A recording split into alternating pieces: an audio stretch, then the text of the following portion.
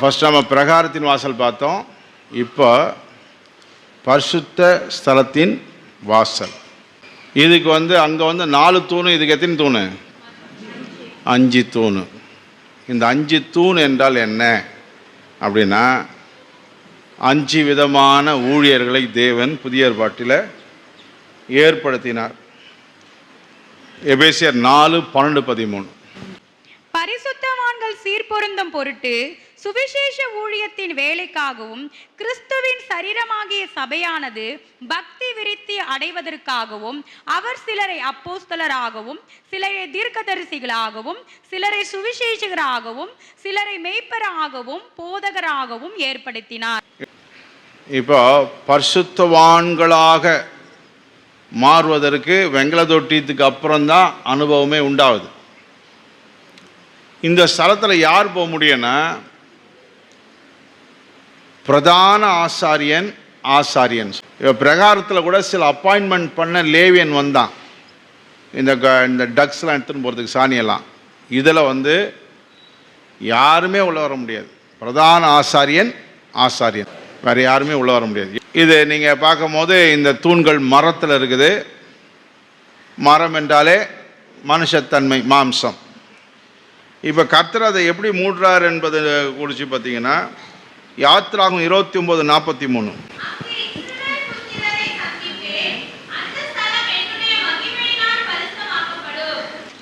இங்கே பொன் என்பது தேவனுடைய மகிமை. மற்ற 26:41 படிங்க. மாம்சமானது பலவீனம்தான், ஆனால் கர்த்தருடைய மகிமை நம்ம என்ன செய்யுது? மூடுகிறது. இதனுடைய பொருள்தான் மரத்தூண்களை பொன்னினாலே தேவன் மூடுகிறார், மகிமையால் மூடுகிறார். எதை மூடுறாரு? ஆமாம், 5 தூண்னா எதை சொல்லுது? அப்போஸ்தலராகவும் தீர்க்கதரிசியாகவும் சுவிசேஷகராகவும் மேய்ப்பராகவும் போதகராகவும். இதுதான் 5 தூண்.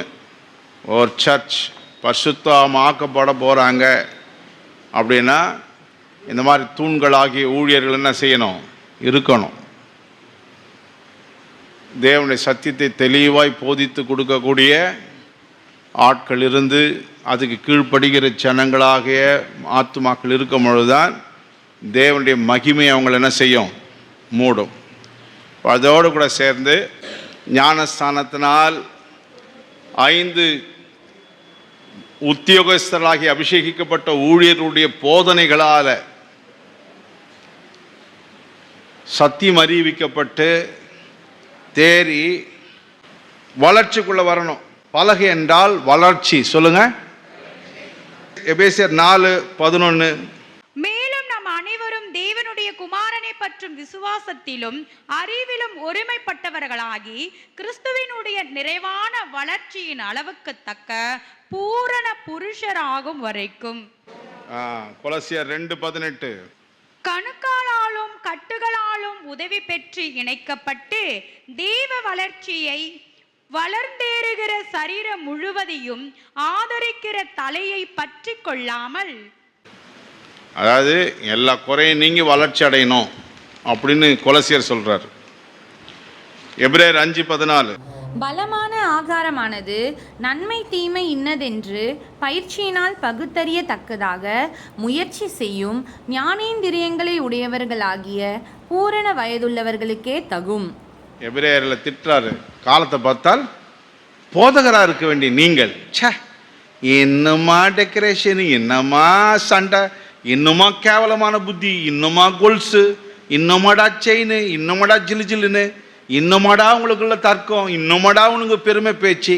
ஐய சண்டை போடுறான், பெருமை பேசுகிறான், ஆத்திரப்படுறான், சோத்துக்கா ஊன்னு அலையிறான், ஜகமுகன்னு ட்ரெஸ்ஸை மாட்டின்னு இருக்கிறா.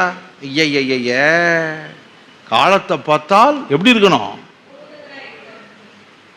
எப்படி இருக்கிற? குழந்தையா என்ன இருக்கிற நீ எப்படி இருக்கிற? அப்ப பலகை எதை குறிக்கிறது சொல்லுங்க? 15 அடி உயரம் ஒரு பலகை வரணும்னா 6 இன்ச்சில் அந்த மரம் வளர்ச்சி அடைஞ்சிருந்தா தான் இருக்கு. சின்ன மரத்தை பிடிச்சி வட்டின்னு போயிடுவியா? இவ்வளோண்டு மரத்தில் கிடைக்குமா? சொல்லுங்க. பலகை அறக்கணும்பா, 2 அடி அகலம் வரணும் ஒரு பலகை. 15 அடி 8 வரணும். எப்படி வளர்ந்துருக்கணும்? சின்ன சீத்தி மரத்தை பிடிச்சி வளர்த்தாங்களா இல்லை ஜாயிண்ட் போட்டாங்களா?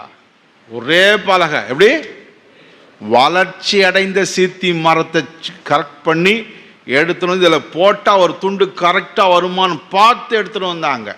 அந்த மாதிரி நீயும் நானும் வளர்ச்சி அடைந்தால்தான் தேவனுடைய அந்த எருசலேமில் ஃபிக்ஸ் ஆக போகிறோம். ஹல்லேலூயா சொல்லுங்க. நாங்கள் போதிச்சு முடிச்சிட்டா கூட உனக்கு எல்லா கிளியரும் யார் தர போகிறது? அதை மிஸ் பண்ணிட்டு 12 மணிக்கு 12:30 மணிக்கு 1 மணிக்கு வரியே. என்ன அருமையான அனாயிட்டிங் போயின்னு இருக்குது.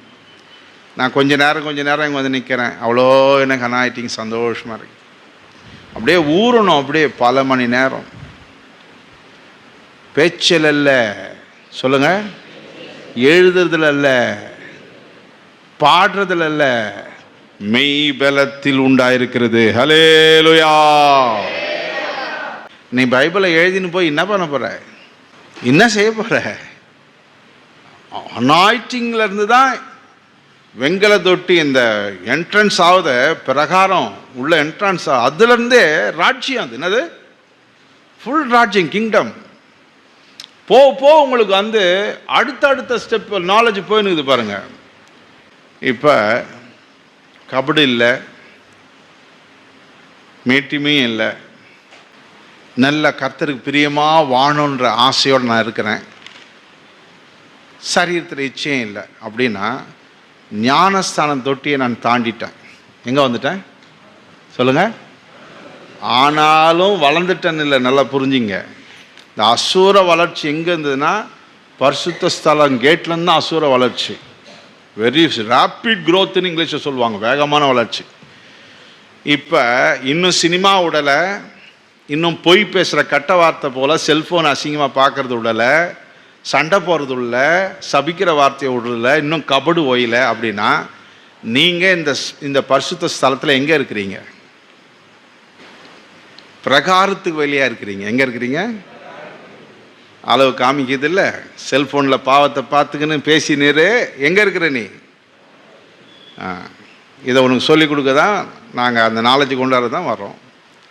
ஐயய்ய நான் வெளியே இருக்கிறேன், உடன்படிக்கையில் நான் ரொம்ப ரொம்ப சந்தோஷமாக இருக்கிறேன், கர்த்தரோடு கூட நான் வளர்ச்சி அடைய அப்படின்னா நான் ஞானஸ்தான தொட்டியை விட்டு தாண்டி விட்டேன். கர்த்தரை ஸ்தோத்திரம் பண்ணுங்க. Praise lord, praise lord. இதுக்கு முன்னாடியே என் சரீரத்தில் இருக்கிற அருவருப்புகள், என்னுடைய டெக்கரேஷன்ஸ், தேவையில்லாத அசுத்தமான வஸ்திரம் எல்லாம் காலி. I am ready to enter the holy place. Holy பிளேஸ்க்குள்ளே என்ட்ரு ஆக நான் ரெடி ஆகிட்டேன். உடன்படிக்கை கரெக்டாக இருக்குது, நான் போகிறேன். ஹோலி ஸ்பிரிட்டும் என் மேலே கிரியை செய்ய ஆரம்பிச்சிட்டாரு, என்னை நடத்த போகிறாரு. சில பேர் அபிஷேகம் வந்துடணும், அப்படியே நல்லா துதிக்கணும், வல்லமையாக இருக்கணும்னு நினைக்கிறீங்க. அது உங்களுக்கு புரியல. அவர் அதுக்காக வருகிறவர் இல்லை, நம்முடைய ஆலயத்தை கட்ட வருகிறவர், என் ஆன்மாவை கட்ட வருகிறவர். ஹல்லேலூயா. உள்ளான மனுஷன் நாளுக்கு நாள் புதிதாக்கப்படுகிறான், பழையவைகள் ஒழிக்கப்பட்டு. 2 கொரிந்தியர் 4:17. ஆனபடியினாலே நாங்கள் சோர்ந்து போகிறதில்லை, எங்கள் புறமான மனுஷனானது அழிந்தும் உள்ளான மனுஷனானது நாளுக்கு நாள் புதிதாக்கப்படுகிறது. 2 காரியத்தை செய்கிறாரு. ஆசாரியத்துக்கு ஒப்புக்கொடு, முள்ளு கத்தி கரண்டிக்கு ஒப்புக்கொடு, பட்டயத்துக்கு ஒப்புக்கொடு, உன் கழுத்துக்கு வர பட்டயத்துக்கு ஒப்புக்கொடு, ஃப்ரை பேனுக்கு ஒப்புக்கொடு. ஆவியானவர் கொண்டாடுவார், ஊழியர் மூலமாக ஃப்ரை பேனை கொண்டாடுவார். ஒப்புக்கொடு. அப்போதான் சரீரத்துக்குரிய மனுஷன் அழிய ஆரம்பிப்பான், உள்ளான மனுஷன் வளர்ச்சி அடைவான். ஹல்லேலூயா. இப்போ என் ஃபோக்கஸ் எல்லாம் நலமாக இருக்குது, நல்லதனமாக யோசிக்கிறேன், கர்த்தருக்கு பிரியமாக நடக்கிறேன், நான் யாரையும் சண்டை போடுறதில்ல, ஒருத்தரும் கெட்டு போகணும் கூட என் மனசில் இல்லை, எல்லாரையும் மன்னிக்கக்கூடிய சுபாவம் என்கிட்ட இருக்கிறது தான். ஐ எம் ரெடி. பரிசுத்த ஸ்தலத்துக்கு நேராக நான் அடுத்த பயணத்துக்கு ஐ எம் ரெடி. இப்போ தான் நான் ரெடி, அது வரைக்கும் ரெடி கிடையாது. சில பேர் எப்போ பார்த்தாலும் எப்போ நான் ஆண்டவரேன்னு ஜெபம்ன்ட்டு சொத்தகத்து ஆக்கின்னு அது துணுன்னு கிடக்குங்க. மாத்தால மாதிரி பாளையத்தில் இருக்கிற கேஸ். எந்த கேஸ்? ஆனால் சாப்பாடும் செய்வேன், வேலையும் செய்வேன், வீட்டை கவனிப்பேன், ஆவிக்குரிய வளர்ச்சியை நான் கண்காணித்து கொண்டு வருகிறேன், என் கர்த்தரோடு பயணித்து கொண்டிருக்கிறவன்றவன் அவன்தான் சரியான மரியாதை. ஹல்லேலூயா.